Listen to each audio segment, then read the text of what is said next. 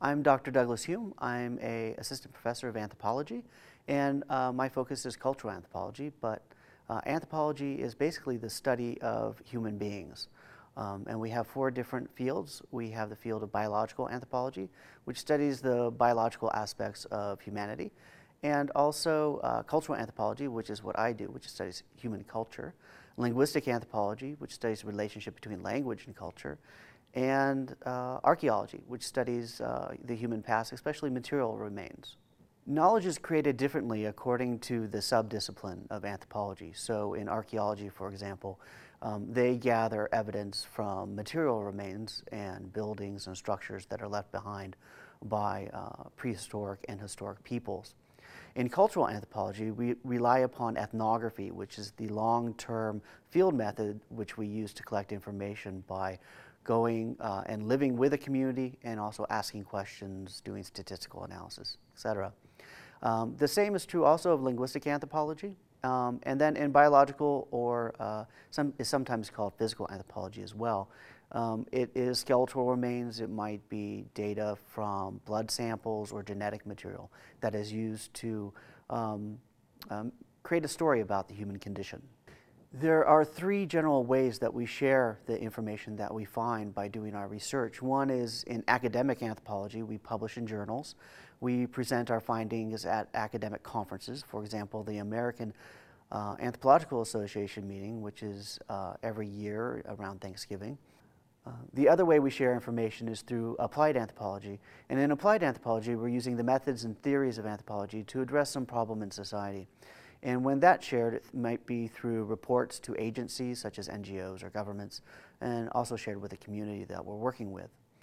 In public anthropology, we disseminate information by giving information to the public, for example, in museums, in national parks.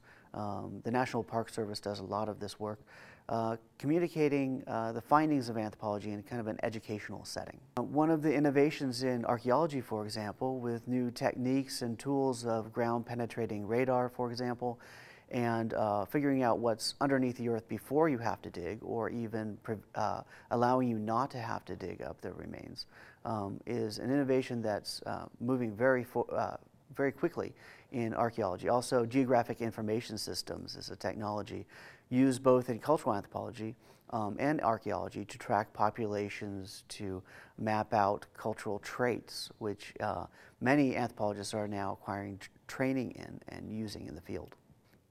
Applied anthropology is inherently interdisciplinary. Anthropologists often mix business with anthropology, marketing with anthropology, environmental studies with anthropology. In all these different contexts, they use ethnographic methods of collecting data from communities to inform policy decisions. So in business, this might be running a company, so developing best business practices for a certain community. In marketing, it might be developing methods to sell a product or communicating the benefits of the product to a community. In environmental studies, it might be working with a community to develop what they want in a park situation. So there are many different ways that you can integrate anthropology with pretty much every other discipline that exists in this university. I direct the Center for Applied Anthropology, in which we give students experience applying anthropology in the real world. We've done a variety of different projects, including invasive plant knowledge among farm landowners in northern Kentucky. So, for example, the conservation districts of northern Kentucky, including Boone, Campbell, and Kenton County, were very interested in what farmers knew about invasive plants so that they could design an educational program to teach them perhaps better methods of mitigating or managing those plants.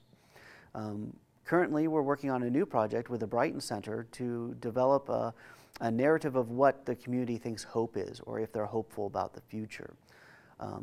I also run an ethnographic field school in Belize, where we train students in how to do ethnography, and also work with sugarcane farmers in developing a narrative, again, of what their life is like, and perhaps what the agricultural department in Belize can do to improve their life, both economically and in health and safety.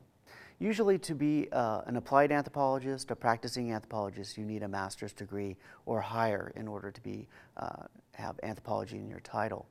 But there are many, many jobs with a bachelor's degree that you can pursue with anthropology. For example, the Park Service hires anthropologists with a bachelor's degree. Cultural resource management firms hire archaeologists with a bachelor's degree. Many cultural anthropologists go into human resource management. They become foreign service officers. They work in marketing firms. There are many, many jobs and careers. However, you won't have anthropologist in your title, but it will be in your job description. The wonderful thing about anthropology is that we have all of humanity as our subject. So whether you're interested in prehistory, history, current peoples, if you're interested in people in the inner city or in some faraway place in the middle of some jungle, anthropology covers all of that. And the benefit of that is if your interests slightly change during your career as an anthropologist, you can also change your focus. So for example, I was interested in archaeology in Southern California up until I almost finished my master's degree. And then I changed to cultural anthropology and did research in Madagascar. So the wonderful thing about anthropology is it's so wide in content area that you can adjust your interests. You're not locked into just one subject, one time period, or one geographic location.